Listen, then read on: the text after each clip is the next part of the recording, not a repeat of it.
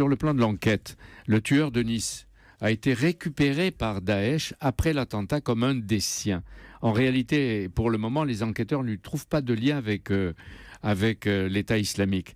Et on dit, même ses employeurs, que c'était un débile, que c'était un simplet, etc., qui était dans la région et qui a commis et préparé ce crime.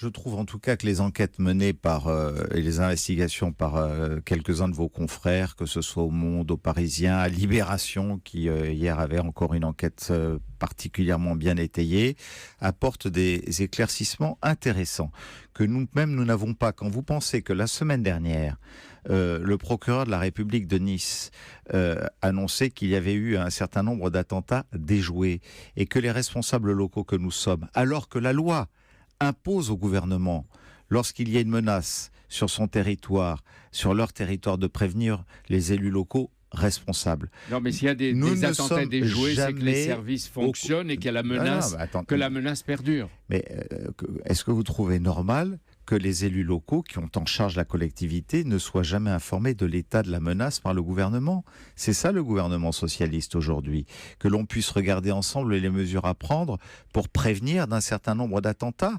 Eh bien, je le dis très clairement, dans ce domaine, comme dans le domaine de la poursuite de ceux qui sont à l'origine, et notamment les commanditaires à l'extérieur de nos territoires, je vois qu'on a arrêté à Nice, par exemple, 2 jeunes femmes qui ont été écrouées d'ailleurs pour soupçon de radicalisation et d'être sur la voie de préparer des attentats.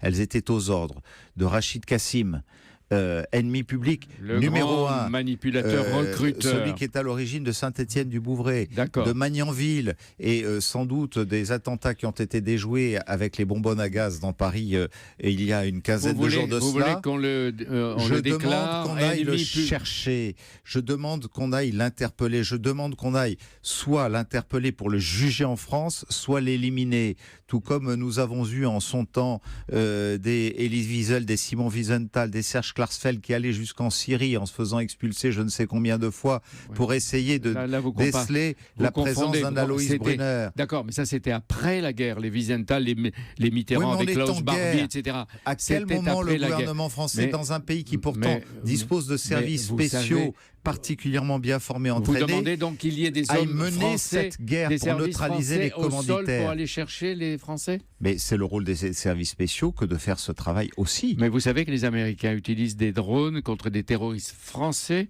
sur la base de listes que leur donnent les services français et la France? Oui, je suis heureux de... Vous voulez qu'on les élimine ou qu'on les ramène ici? C'est responsable. N'est-il pas normal qu'un criminel qui a commandité à l'extérieur du territoire français des crimes en France puisse être jugé en France et qu'on aille le chercher là où il est? C'est ce que je demande. D'accord, vous le dites ce matin ici. Vous savez ce qui s'est passé le 14 juillet, ce qui s'est passé au Bataclan, ce qui s'est passé à Charlie Hebdo, sur le 14 juillet, et dont je ne vois pas les réactions réelles pour pouvoir mettre un terme à tout cela, à part les propositions que nous faisons de créer une vraie justice antiterroriste dans notre pays, un vrai parquet antiterroriste dans notre pays, avec les armes et les moyens nécessaires, et qui exige qu'en plus on aille traquer et chercher ces commanditaires jusqu'au bout du monde si c'est nécessaire. C'est la proposition de